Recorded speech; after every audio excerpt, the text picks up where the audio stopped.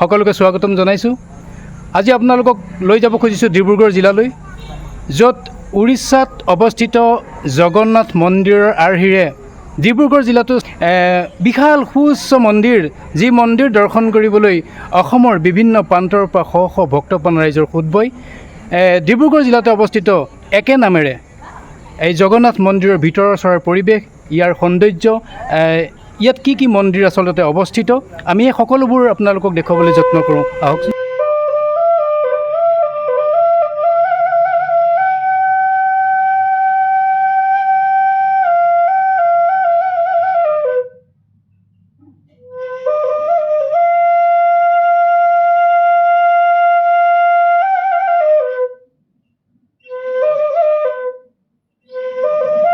ডিব্ৰুগড় চহৰ পৰিভ্ৰমণ কৰাৰ পিছত আমি এতিয়া সেই বিশেষ মন্দিৰ ভাগ পৰিদৰ্শন কৰিবলৈ যাব ওলাইছোঁ। আহকচোন।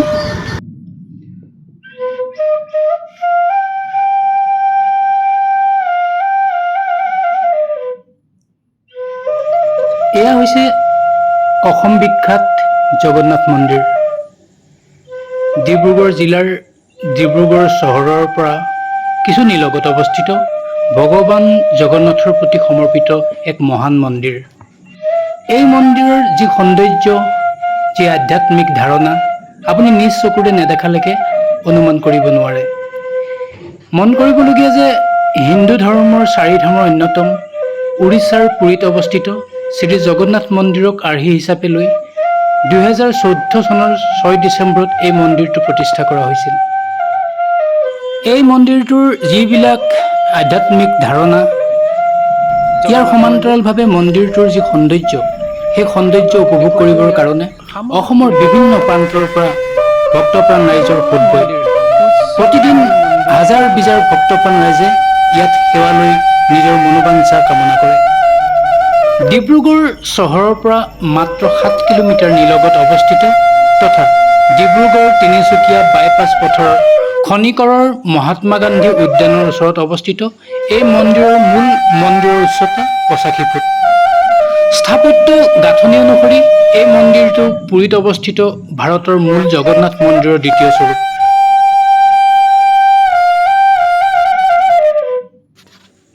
এই মন্দিৰটোৰ আটাইতকৈ গুৰুত্বপূৰ্ণ দিশ হৈছে এই মন্দিৰৰ চৌহদত মুঠ 8টাকৈ বিভিন্ন মন্দিৰ আছে। মহাপ্ৰভু জগন্নাথৰ লগতে শিৱ, হনুমান, গণেশ, লক্ষী, ৰাম, নৱগ্ৰহ আৰু বিমলা মন্দিৰ অৱস্থিত। এই মন্দিৰৰ চৌহদৰ বিভিন্ন বিতোপন দৃশ্যই সকলো ভক্তপ্ৰাণ ৰাইজকে আচলতে মোহিত কৰি আহিছে, আকৰ্ষিত কৰি আহিছে। সেই সময়ৰ অসমৰ ৰাজ্যপাল জানকী বল্লভ পাটনায়কৰ বিশেষ তৎপৰতা আৰু জিলাখনৰ অগণন ভক্তপ্ৰাণ ৰাইজৰ আশাসুধীয়া প্ৰচেষ্টাত স্থাপন হোৱা এই সুবিশাল তথা নয়নভৰা মন্দিৰ আৰু ইয়াৰ আধ্যাত্মিক পৰিৱেশে সকলোকে হাত বাউলি মাতি আহিছে। অসমৰ অমূল্য সম্পদ হিচাপে চিহ্নিত ডিব্ৰুগড়ৰ বকপাৰা চাহ বাগিচাই তেতিয়াই দান দিয়া মাটিত স্থাপন হোৱা এই মন্দিৰক লৈ ভক্তপ্ৰাণ ৰাইজৰ অনেক আকৰ্ষণ, অনেক উৎসুকতা। উল্লেখযোগ্য যে মূল মন্দিৰটো কলিংগ স্থাপত্য শৈলীৰ হোৱাৰ হেতুকে এই মন্দিৰো একে শৈলীৰে নিৰ্মাণ কৰা হৈছে। ভাৰত তথা পৃথিৱী বিখ্যাত উৰিষ্যাৰ জগন্নাথ মন্দিৰ চোৱাৰ কাৰণো হেঁপাহ নাথাকে, কিন্তু আমি বিভিন্ন সমস্যাৰ কাৰণে, সময়ৰ কাৰণেই হওক, আমি সেই উৰিষ্যালৈ গৈ পেলাই মন্দিৰ ভাগ দৰ্শন কৰাৰ আমাৰ সৌভাগ্য বহুতৰে নহয়। এনে প্ৰেক্ষাপটত আমি ডিব্ৰুগড়লৈ, আমাৰ নিজৰ ৰাজ্যখনতে থকা এই ডিব্ৰুগড় শ্ৰী শ্ৰী জগন্নাথ মন্দিৰ দৰ্শন কৰিব পাৰিলেই আমি আৰু আচলতে উৰিষ্যাৰ জগন্নাথ মন্দিৰ চোৱাৰ কোনো প্ৰয়োজনেই নাই বুলি আচলতে ধাৰণা কৰে। সেয়েহে প্ৰতিদিন এই মন্দিৰটোত হাজাৰ হাজাৰ লোকৰ সমাগম ঘটে।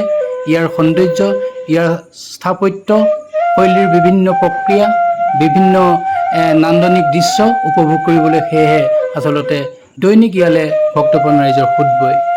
মুঠৰ ওপৰত শ্ৰী শ্ৰী জগন্নাথ মন্দিৰৰ যি আকৰ্ষণ, সেই আকৰ্ষণ স্বচক্ষে নেদেখিলে আমি কোনেও অনুমান কৰিব নোৱাৰোঁ ডিব্ৰুগড়ৰ এই শ্ৰী শ্ৰী জগন্নাথ মন্দিৰ কিমান সৌন্দৰ্যশালী, কিমান ধুনীয়া।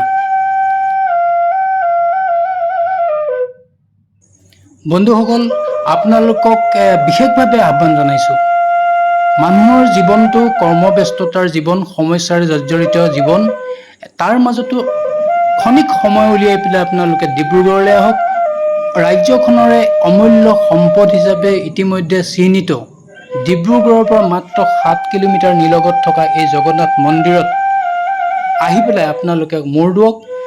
এবাৰ মূৰ দোৱাৰ পিছত বা এই জগন্নাথ মন্দিৰটো পৰিদৰ্শন কৰাৰ পিছত আপুনি কোনো কালে কেতিয়াও উৰিষ্যাৰ জগন্নাথ মন্দিৰলৈ যোৱাৰ হেঁপাহ নকৰিব।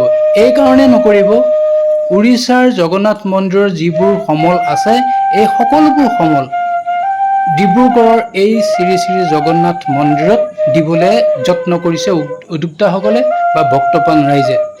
প্ৰতি ক্ষেত্ৰতে সচেষ্ট আৰু সচেতন হৈ থাকে উদ্যোক্তাসকল। আৰু ইয়াত নতুনত্ব কি কৰিব পাৰি বা উৰিষ্যাৰ যি সমল আছে, উৰিষ্যাৰ জগন্নাথ মন্দিৰত যি সমল আছে, সেই সমলবিলাক যাতে ইয়াত দিব পাৰি, তাৰ ক্ষেত্ৰত প্ৰতি মুহূৰ্ততে নজৰ ৰাখে এই উদ্যোক্তাসকলে। আৰু সেয়েহে আটকধুনীয়া হৈ গৈ আছে এই মন্দিৰভাগ। উৰিষ্যাৰ জগন্নাথ মন্দিৰৰ দ্বিতীয় সংস্কৰণ হিচাপে ইতিমধ্যেই চিহ্নিত হৈছে। সেইসমূহ অসমবাসীক, যিসকল অসমবাসী ৰাইজে বিভিন্ন কাৰণত আহিব পৰা নাই, এপাক আহক, এই মন্দিৰটো পৰিভ্ৰমণ কৰি ইয়াত মূৰ দোৱাই আপুনি নিজে ধন্য হওক আৰু অসমৰ গৌৰৱ, অসমৰ বিশেষভাৱে অসমত সমাদৃত এই মন্দিৰটোৰ স্মৃতি বুকুত বান্ধি আপুনি ঘৰমুৱা হওক।